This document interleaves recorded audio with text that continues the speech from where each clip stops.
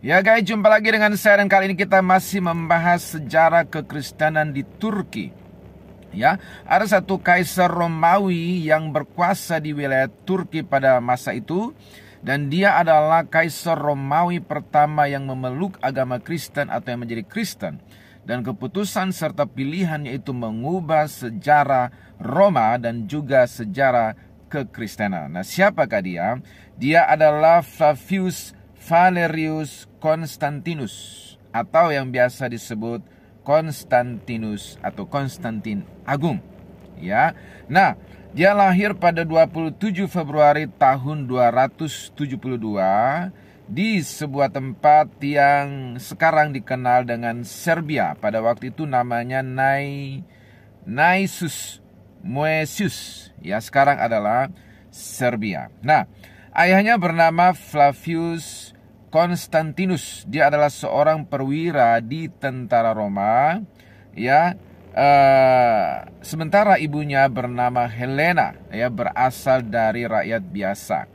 Kemudian pada tahun 293 Masehi, ayah dari para Konstantin ini menjadi wakil Kaisar Maximian, yaitu di Roma Barat. Ya, sepertinya pada waktu itu Roma dibagi dua, yaitu Roma Barat meliputi Eropa dan sekitarnya. Kemudian ada Roma Timur, yaitu bagian Timur Tengah, ya termasuk Turki itu ya.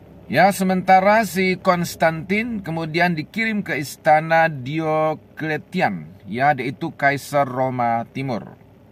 Ya. Nah, setelah Maximian turun, Kaisar Roma Barat yang diwakili oleh ayahnya Konstantin, ya. Ketika dia turun takhta pada tahun 305, maka ayah daripada Konstantin diangkat menjadi Kaisar Konstantinus I. Ya. Kemudian Konstantin yang tadinya diutus ke Roma Timur bergabung dengan ayahnya dalam kampanye militer dan bertempur di sampingnya di Inggris. Ya, setahun kemudian ayahnya meninggal dan kemudian Konstantin diangkat menjadi kaisar oleh pasukannya. Ya, nah untuk membuat pengangkatannya resmi, dia mulai bertempur untuk meraih kuasa. Selama periode perang sipil, Konstantin mempertahankan posisinya dan melawan faksi Roma lainnya, termasuk Maxentius, anak Maximian. Ya, jadi ini adalah perjalanan dari Kaisar Konstantin sebelum dia menjadi kaisar. Ya, berawal dari dia membantu ayahnya, kemudian akhirnya ayahnya meninggal, kemudian dia diangkat menjadi kaisar menggantikan ayahnya. Ya. Nah, titik balik yang membuat sang kaisar convert dari pagan penyembah dewa matahari menjadi seorang pemeluk Kristen adalah ketika dia menghadapi pertempuran jembatan Milvian melawan anaknya Maximus, ya. Nah, di situ dikatakan bahwa dia dihadapkan dengan pasukan saingan, ya, yang berukuran 2 kali lipat dari jumlah pasukannya sendiri. Nah, pada malam sebelum peristiwa pertempuran yang dahsyat yang menakutkan dan mengkhawatirkan sang kaisar, dia bermimpi didatangi oleh seorang malaikat muncul di hadapannya membawa gambar salib. Ya, kemudian malaikat itu mengucapkan ya kata-kata, yaitu dengan simbol ini kamu akan menaklukkan.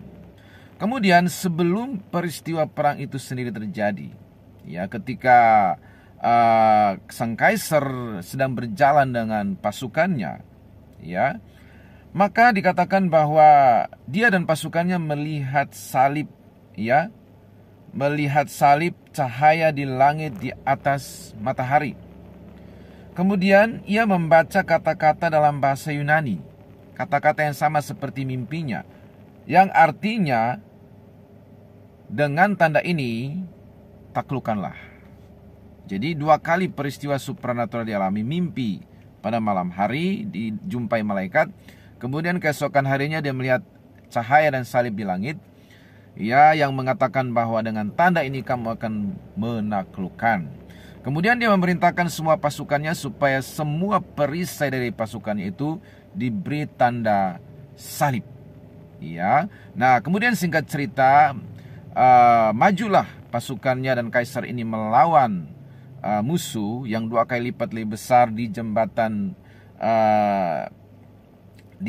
Milvian itu, dan akhirnya mereka menang. Nah, dengan peristiwa kemenangan dan peristiwa supranatural yang terjadi sebelum perang itu, maka sang kaisar mengambil keputusan untuk menjadi Kristen, percaya kepada Yesus. Pada Februari 313, Konstantinus bertemu dengan Licinius, ya, di Milan, di mana mereka membuat dekrit Milan. Ya, dekrit itu mengatakan bahwa orang Kristen dapat mempercayai apa yang mereka inginkan. Ya, sehingga sejak hari itu, sejak dekrit itu, Kristen menjadi agama negara di wilayah Turki. Ya, berkat atau berawal dari sang kaisar yang convert dari pagan penyembah matahari, dewa matahari, menjadi Kristen. Ya, kemudian pada tahun 324 Masehi, Konstantin mengalahkan Licinius, ya, Kaisar Roma Timur, ya, dan akhirnya dia menjadi Kaisar Roma bersatu, Roma Timur dan Roma Barat. Nah, dengan konvertnya Kaisar Konstantin dari pagan kepada Kristen, ini mengubah sejarah Romawi, sejarah gereja, dan juga tentunya sejarah dunia. Kenapa? Karena seperti yang kita ketahui bahwa kaisar-kaisar sebelum Konstantin, mereka adalah orang-orang yang sangat memusuhi kekristenan, yang sangat membatasi pergerakan kekristenan. Mereka adalah orang-orang yang sangat kejam terhadap kekristenan, menyiksa orang Kristen, menganiaya orang Kristen dengan begitu dahsyat dan brutal. Ya, orang Kristen itu diadu dengan singa di suatu lapangan seperti di gor seperti itu, ya. Dan penyiksaan yang luar biasa dilakukan oleh kaisar-kaisar sebelum Konstantin.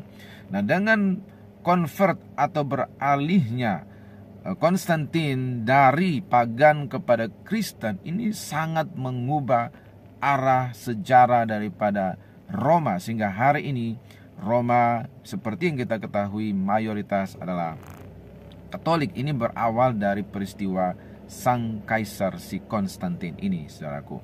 Ya, kemudian ini juga tentu mengubah sejarah kekristenan. Kekristenan yang dulu dikenal sebagai agama bawah tanah, bersembunyi dari penguasa, bergerilya, harus bersembunyi ketika beribadah, kemudian menjadi suatu agama mayoritas, agama negara, dan itu tentu mengubah tatanan dan arah sejarah kekristenan.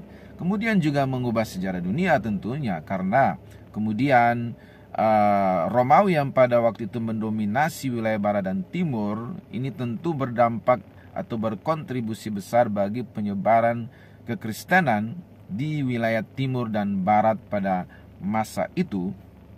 Ya, mungkin lebih utama di wilayah barat, ya, karena seperti yang sudah saya bahas kemarin bahwa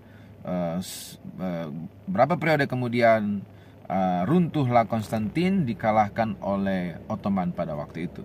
Ya, jadi konvertnya sang kaisar ini mengubah sejarah gereja, sejarah Roma, dan juga sejarah dunia. Semoga kisah daripada Konstantin ini menjadi inspirasi bagi kita hari ini, bahwa di dalam kesesakan atau ketakutan menghadapi suatu peristiwa yang menakutkan bagi kita, maka masih ada pertolongan dari Tuhan Yesus, dan itu menjadi suatu pengalaman pribadi yang mengukuhkan iman kita bahwa Yesus benar ada, hidup, dan Dia siap menolong kita kapan saja. Semoga bermanfaat. God bless.